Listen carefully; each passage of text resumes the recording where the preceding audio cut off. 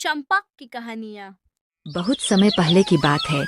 एक घने जंगल के किनारे एक छोटा सा गांव था। उस गांव में सोमदत्त नाम का एक लकड़हारा रहता था। सोमदत्त स्वभाव से बहुत ही सीधा और मेहनती इंसान था। उसके पास धन दौलत के नाम पर बस एक पुरानी कुल्हाड़ी और एक छोटी सी झोपड़ी थी।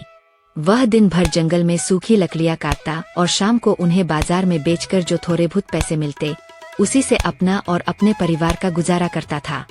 एक दिन चिलचिलाती धूप में सोमदत्त जंगल के काफी अंदर चला गया। वह थक कर चूर हो चुका था और उसे बहुत प्यास लगी थी। तभी उसे दूर एक चमकती हुई चीज दिखाई दी। जब वह पास पहुंचा तो उसकी आंखें फटी की फटी रह गईं। वहाँ एक ऐसा वृक्ष था जिसके पत्ते शुद्ध सोने के थे और उसकी टहनियां चांदी की तरह चमक रही थीं। सोमदत्त जैसे ही उस वृक्ष के पास पहुंचा, वृक्ष से एक गंभीर और मधुर आवाज आई। हे नेक इंसान, मैं इस जंगल का कल्प वृक्ष हूँ।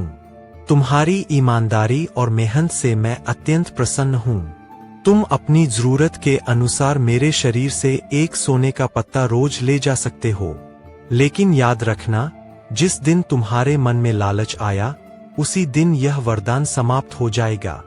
सोमदत्त की खुशी का ठिकाना न रहा। उसने वृक्ष को प्रणाम किया और एक सोने का पत्ता लेकर घर लौट आया। बाजार में उस पत्ते को बेचने पर उसे इतने पैसे मिले कि उसने अपने परिवार के लिए अच्छा भोजन और नए कपड़े खरीदे। अब सोमदत्त का जीवन बदल गया था।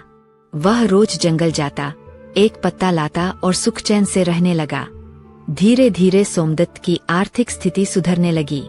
उसने एक पक्का घर बना लिया और उसके पास सुख सुविधा के सारे साधन आ गए। लेकिन कहते हैं न कि इंसान की जरूरतें तो पूरी हो सकती है, पर लालच कभी नहीं। गांव के लोग सोमदत्त की अचानक बदली किस्मत देखकर हैरान थे। कुछ लोग उससे जलने लगे और तरह तरह की बातें करने लगे। एक शाम सोमदत्त का एक पुराना मित्र, जो स्वभाव से बहुत धूर्त था, उसके घर आया। उसने बातों बातों में सोमदत्त से उसकी अमीरी का राज पूछ लिया। सोमदत्त ने भोलेपन में सब कुछ सच सच बता दिया। उसके मित्र ने उसके कान भरने शुरू किए। सोमदत्त, तुम कितने मूर्ख हो। तुम रोज एक एक पत्ता लाते हो। क्या पता कल वह वृक्ष सूख जाए या कोई और उसे काट ले जाए। अगर तुम एक ही बार में उस वृक्ष की सारी टहनियां और पत्ते ले आओ, तो तुम इस देश के सबसे अमीर आदमी बन जाओगे। फिर तुम्हें रोज जंगल जाने की मेहनत भी नहीं करनी पड़ेगी। सोमदत्त पहले तो हिचकिचाया, लेकिन धीरे धीरे उसके मन में लालच के बीज अंकुरित होने लगे। उसे लगा कि उसका मित्र सही कह रहा है। अगली सुबह सोमदत्त अपनी कुल्हाड़ी लेकर जंगल की ओर दौड़ा। उसके दिमाग में बस सोने का पहाड़ दिख रहा था। जब वह उस सुनहरे वृक्ष के पास पहुंचा, तो वृक्ष ने फिर से वही मधुर आवाज में कहा, पुत्र, आज तुम थोड़े जल्दी आ गए। लो, अपना आज का पत्ता ले लो। परंतु सोमदत्त पर तो लालच का भूत सवार था। उसने चिल्लाकर कहा, मुझे एक पत्ता नहीं चाहिए। मैं रोज रोज यहाँ आने की झंझट खत्म करना चाहता हूँ। मैं आज तुम्हें जड़ से काट दूंगा और सारा सोना ले जाऊंगा। वृक्ष ने उसे समझाने की कोशिश की। ठहरो सोमदत्त, लालच मत करो। जो मिल रहा है उसमें संतोष करो। लेकिन सोमदत्त ने एक न सुनी और अपनी कुल्हाड़ी से वृक्ष के तने पर जोरदार प्रहार किया। जैसे ही कुल्हाड़ी वृक्ष से टकराई, एक भयानक गर्जना हुई। वह सुनहरा वृक्ष देखते ही देखते काले धुएं में बदल गया। सोने के पत्ते राख बन गए और चांदी की टहनियां लोहे की कंटीली झाड़ियों में तब्दील हो गईं। सोमदत्त के हाथ में जो सोने का पत्ता पहले से था, वह भी पत्थर का टुकड़ा बन गया। सोमदत्त जमीन पर गिरकर रोने लगा। उसे अपनी गलती का एहसास हो चुका था, लेकिन अब बहुत देर हो चुकी थी।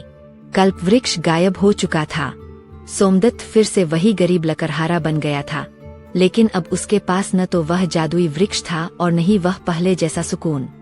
वह गांव वापस लौटा और फिर से वही कठिन मेहनत करने लगा। लेकिन अब वह हर किसी को यही सीख देता कि संतोष ही सबसे बड़ा धन है। लालच एक ऐसी आग है जो इंसान के वर्तमान के सुख को भी राख कर देती है। इस कहानी से हमें यह शिक्षा मिलती है कि अति लालच का अंत हमेशा बुरा होता है। हमें जो प्राप्त है उसमें खुश रहना चाहिए और ईमानदारी से आगे बढ़ने का प्रयास करना चाहिए। जब हम रातों रात अमीर बनने या दूसरों के बहकावे में आकर अपनी मर्यादा भूल जाते हैं, तो हम वह भी खो देते हैं जो हमारे पास पहले से था। अगर ये कहानी आपको अच्छी लगी हो तो इस चैनल को लाइक और सब्सक्राइब करना ना भूले, ताकि नई कहानी आए तो पता चल सके।